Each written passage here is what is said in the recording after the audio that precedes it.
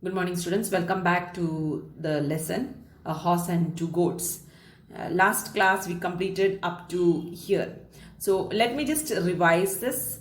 So in our previous class we had seen Muni went for grazing the goats. When he went for grazing, where he was sitting under the statue of the horse. While sitting over there, he happened to see the yellow vehicle coming, and he was not in a position to describe this vehicle because he wanted to describe that vehicle to his wife in the evening. So he was unable to describe it properly because it was looking almost like a car and a bus. So he was unable to understand whether it was a bus or it was a car. So in this situation, while Muni was sitting over there, the vehicle came very close to Muni and it stopped. And the driver of the vehicle got down from the vehicle and was going around the vehicle searching out something. So later on, Muni understood that the vehicle stopped by itself. It was not stopped by the driver. Something went wrong.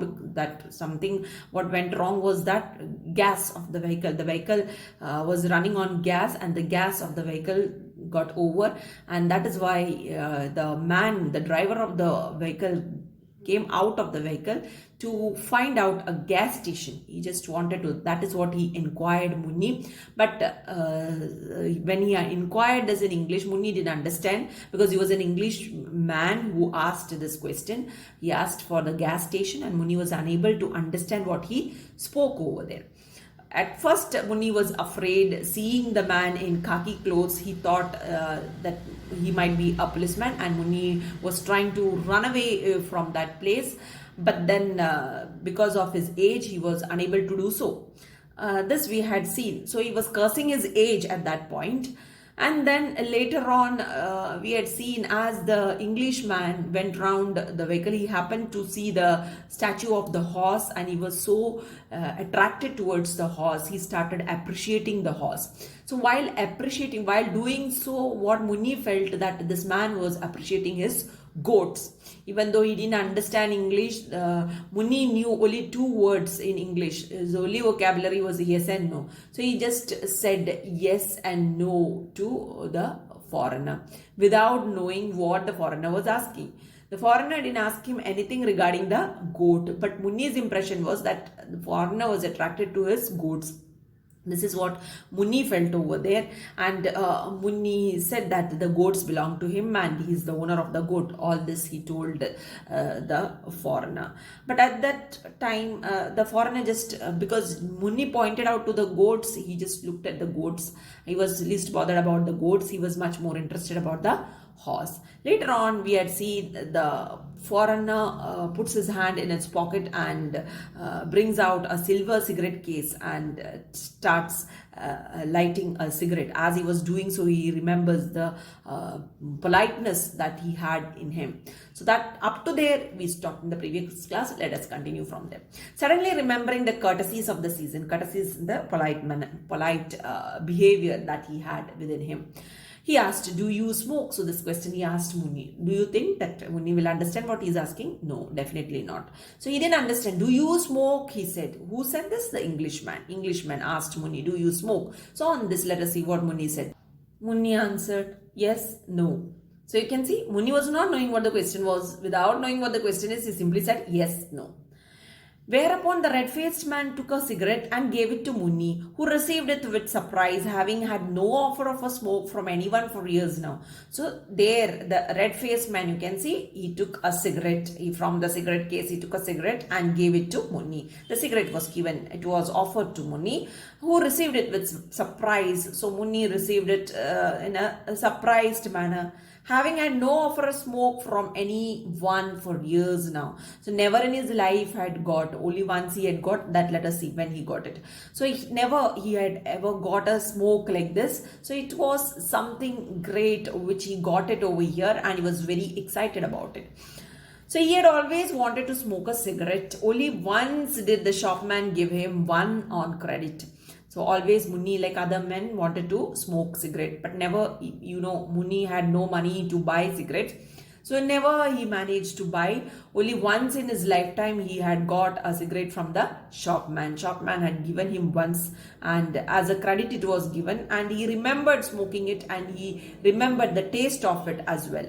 and he remembered how good it had tasted. So he remembered the taste of the smoke what he had, and that too what he smoked that time was an Indian cigarette. And now he got a foreign cigarette, right, from the foreigner. So an American cigarette he got. So let us see how the author has described the American cigarette in this particular text. The other flicked the lighter open and offered a light to Munni. So the other is a reference given to the foreigner. What did he do? He just flicked the lighter open. He opened the lighter and lit it. So, and the light was offered, the fire was offered to Munni. Munni felt so confused about how to act that he blew on it and put it out. So Munni was not knowing, never in his life he had seen a lighter. So here he was confused what to do. So what did he do? He went close to it, he blew it out, and the fire was put out.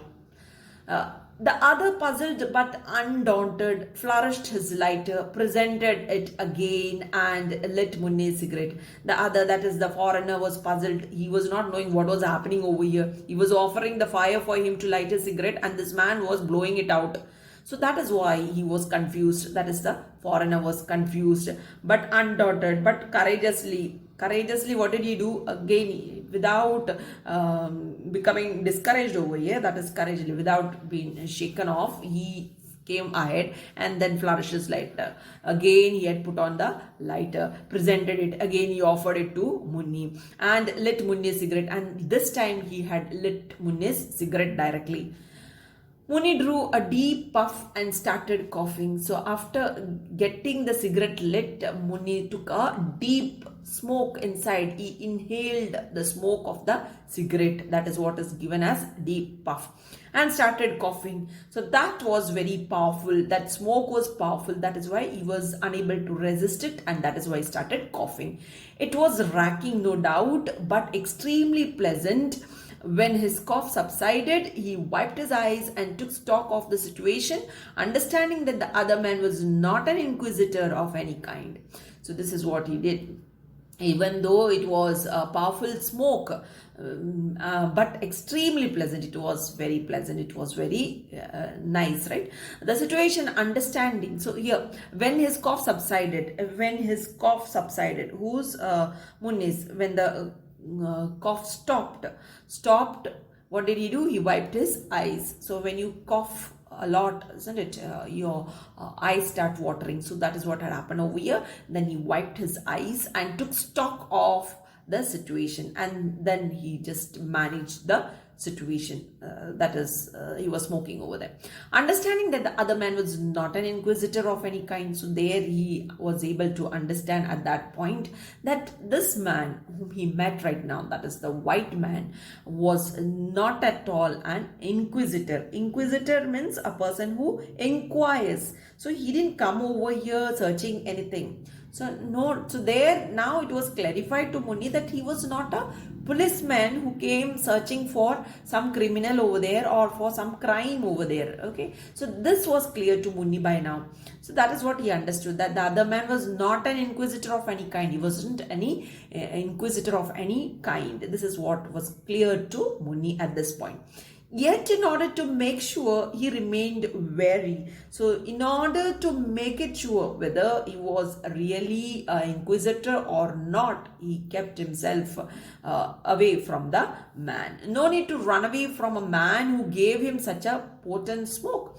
So at this point he felt there wasn't any need for Munni to escape from such a person who had given him a potent smoke. A potent means an offensive taste, isn't it? A smoke which was of offensive taste, a powerful, effective taste smoke, isn't it? An effective smoke what the man had given. His head was reeling from the effect of one of those strong American cigarettes made with roasted tobacco. So American cigarettes are special because they are made out of roasted tobacco, not like the Indian cigarettes. So that is why I just said over here, his head was reeling in the sense standing steadily, and the head was going round and round. That is like how the thread gets pinned on the nail or on any stiff material, isn't it? Like how the earth revolves on its axis. So same thing was happening over here. He was standing in a still position, but his head was not standing according to the posture in which he was. It was going round and round. So his head was reeling from the effect. Why so? Because of the effect of the strong American cigarette which he had just now smoked, right? Made with roasted tobacco. The cigarette was made with roasted tobacco. The man said, "I come from New York," took out a wallet from his hip pocket and presented his card.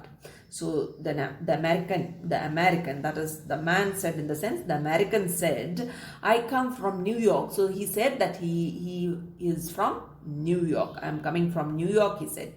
What did he do? He took out a wallet from his hip pocket. From his hip pocket, he took out a wallet, a purse, and presented his card. And he had shown his card to Munni. Munni shrank away from the card. Perhaps he was trying to present a warrant and arrest him. So this is what Munni felt. He was totally confused while seeing that card. He was not knowing, because Munni was not knowing to read, or he was not unable to understand or discover a particular card over here. So when this card was shown to him, he was totally scared. Munni shrank away from the card. He just kept himself away from the card. And here he was thinking that this man may be trying to present a warrant, an arrest warrant. That is what he is thinking over here, and will definitely arrest him. This is what Munni feeling over here. Without any reason, he was feeling that this man had come to arrest him. This is what Munni was feeling at this point.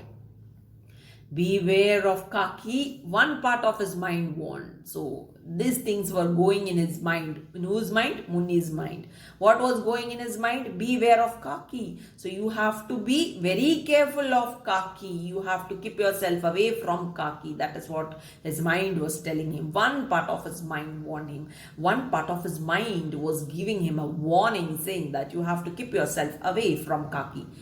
Take all the cigarettes or whatever is offered, but don't get caught. So this is what his mind is telling him.